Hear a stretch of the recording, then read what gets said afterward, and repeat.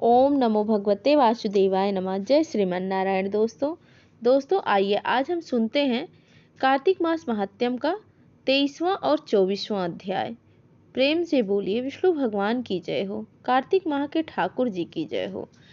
कार्तिक मास महात्म्य के अध्याय 22वें में हमने गंगा जल का महत्व जाना था। अब आज इस अध्याय में हम श्री राधा रानी के पिछले जन्म का वृतांत सुनेंगे। क्यों राधा रानी कृष्ण को सबसे ज्यादा प्रिय हैं। राजा पृथु नारद जी से पूछने लगे, हे नारद जी, सब गोपियों में राधा जी ही श्री कृष्ण को अधिक प्रिय क्यों हैं तथा कार्तिक मास में भगवान के साथ उनकी ही क्यों की जाती है? यह सब कथा मुझे विस्तार से कहो। तब नारद जी कहने लगे, आपने बहुत उत्तम प्रश्न पूछा। सुनो, पहले मनवंतर में पांचाल देश में प्राचीन विहि नाम का एक राजा था। उसने भगवान विष्णु का अति विशाल सुंदर मंदिर बनवाया। उस मंदिर में नित्य ही बड़े विधि विधान से भगवान का पूजन हुआ करता था। उसी गांव की एक अति सुंदर स्त्री प्रेम से विह्वल हो भगवान के सामने बड़ा ही मोहक नृत्य किया करती थी। उसके मन में सदैव यही लालसा लगी रहती थी कि वो इसी तरह भगवान के गले में बांह डालकर नृत्य करती रहे। वो भगवान के प्रेम में उन्मुक्त थी। उसके चित्त में सदैव भगवान का स्मरण रहता था। उसे भगवान के सिवा ना कुछ अच्छा लगता था। उसने अपना समस्त धन गरीबों में बांट दिया और मंदिर में ही रहकर अपने आप को पूरी तरह से भगवान समर्पित कर दिया था। उसका प्रेम भगवान के लिए बहुत ही शुद्ध था। इसी प्रेम पीड़ा में उसने अपने प्राण त्याग दिए। दूसरे जन्म में वो सुंदर देवांगना चंद्र कीर्ति बनी। एक दिन दर्पण में अपना अद्भुत रूप लावण्य देखकर मन ही मन कहने लगी, सिवाय भगवान के मेरा और कोई पति नहीं हो सकता। ऐसा विचार कर भगवान की मूर्ति में अपना मन लगाकर वो नृत्य करने लगी। देवांगना का मन अभी भी पूरी तरह से भगवान के प्रेम में समर्पित था। वो हर समय भगवान का ही ध्यान करती थी, उन्हें रिझाती और नृत्य करती। उसका मन मंदिर ध्यान और हर कर्म में सिर्फ भगवान का ही वास होता था। कुछ समय के पश्चात दैत्यों से दुखी होकर समस्त देवता ब्रह्मा जी की शरण में गए थे।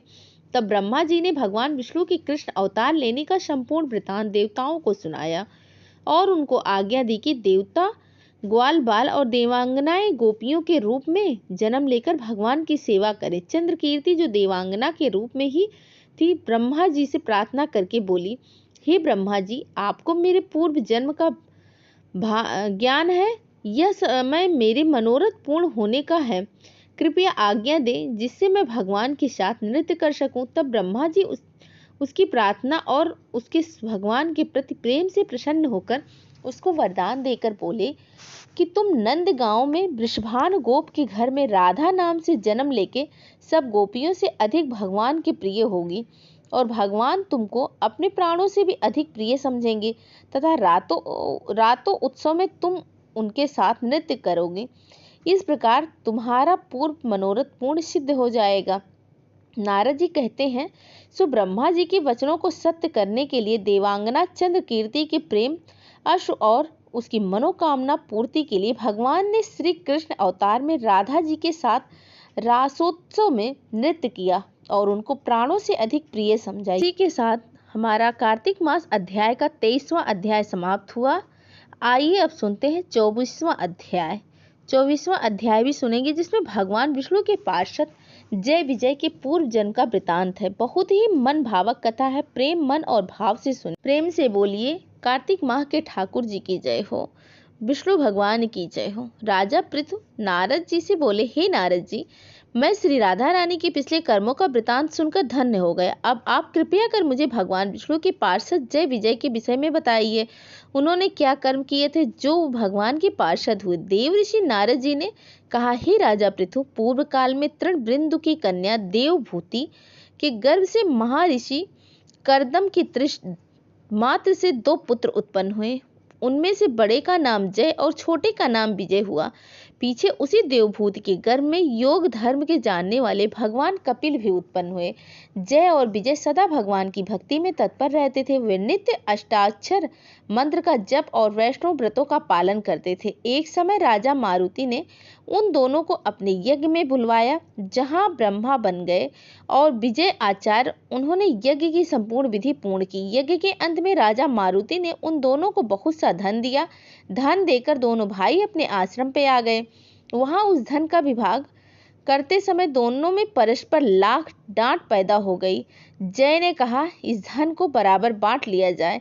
वहीं विजय का कहना था कि जिसको जो मिला है वो उसी के पास रहे।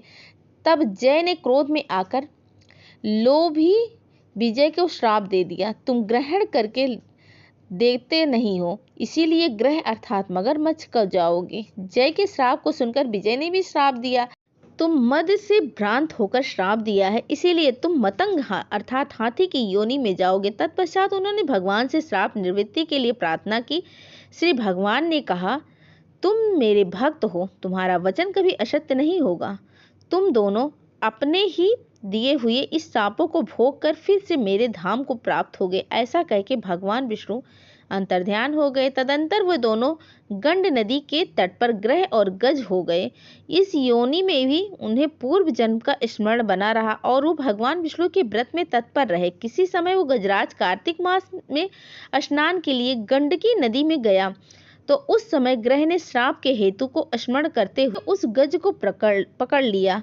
ग्राह के पकड़े जाने पर गजराज ने भगवान रमानाथ का स्मरण किया। तब भगवान विष्णु शंख चक्र और गदा धारण करें वहां प्रकट हो गए।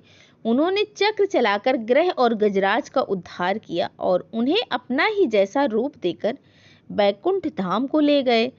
तब से वो स्थान हरि क्षेत्र के नाम से प्रसिद्ध है। वही दोनों विश्व विख्यात जय और विजय हैं जो भगवान विष्णु के द्वारपाल हुए। इसके बाद नारद जी बोले, हर मनुष्य को ईर्ष्या और द्वेष का त्याग करके सदैव भगवान विष्णु के व्रत में स्थिर रहना चाहिए। कार्तिक माघ और वैशाख के महीनों में सदैव प्रातः काल स्नान करना चाहिए। एकादशी व्रत के पालन में स्थिर रहना चाहिए।